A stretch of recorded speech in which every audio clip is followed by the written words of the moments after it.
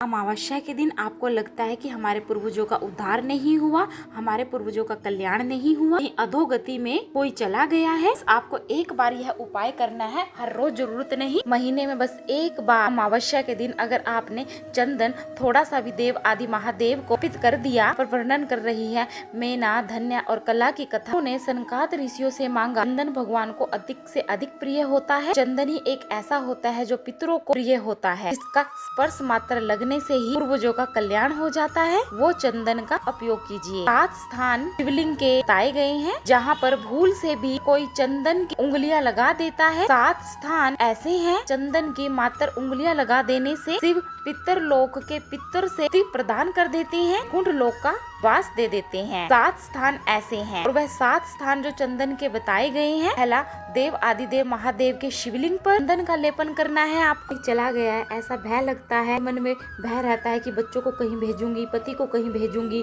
कुछ ऐसा हो जाएगा, वैसा हो जाएगा, हमारे ऊपर कोई गलत कार्य तो नहीं कर रहा, हमारे ऊपर कोई जादू टोना तो नहीं कर रहा। ऐसा अगर आपको डर लगता है, आप 7 स्थान चंदन, पहला शिवलिंग, दूसरा जहाँ पर गणेश जी का स्थान है, पर अलग से गणेश जी बैठे हैं वहाँ नहीं, जहाँ पर शिव शंकर पर ही गणेश जी का स्थान है वहाँ शिवलिंग में जलाधारी के ठीक सामने में गणेश, लेफ्ट में कार्तिक जी, बीच में माता अशोक सुंदरी। पहला चंदन बाबा के शिवलिंग पर, दूसरा गणेश जी पर चंदन की उंगली, कार्तिक जी पर चंदन की उंगली, चौथा माता अशोक सुंदरी के स्थान पर चंदन की उंगली लगानी है, 5वां जलाधारी पर चंदन की उंगली, जहाँ पर शिवलिंग का जल बह रहा है ठीक विपरीत की ओर चंदन की उंगली, अथवा चंदन का तिलक आपको लगाना है। नंदी जी के मस्तक पर 2 सींग लगे रहते हैं, उसके ऊपर चंदन की उंगली। यह कब लगाई जाती है? या तो अमावस्या के दिन। आपको लगता है कि आपके पूर्वजों का उद्धार नहीं हो रहा, हमारे पूर्वजों का कल्याण नहीं हुआ, अधोगति में चला गया, बस एक बार, रोज जरूरत नहीं, महीने में सिर्फ एक बार अमावस्या के दिन भी अगर आप अपने ये चंदन का तिलक 7 जगह पर लगा दिया, थोड़ा सा चंदन देव आदिदेव महादेव को लगा दिया, 7 स्थान पर अर्पित कर दिया। यहाँ पर वर्णन कर रहे हैं मेना, धन्या, कला की कथा। चंदन भगवान को अधिक से अधिक प्रिय होता है। चंदन ही एक ऐसी चीज होती है जो पितरों को भी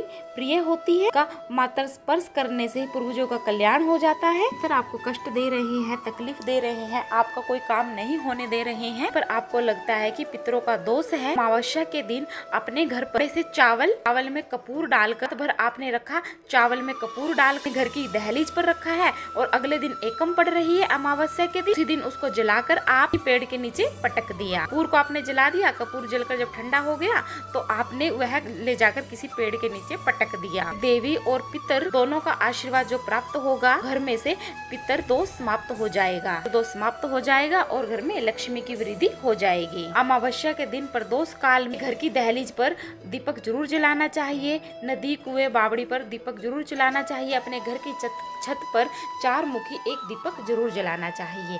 ये थे अमावस्या के महा उपाय, इन्हें कर आप इसका लाभ उठाएं।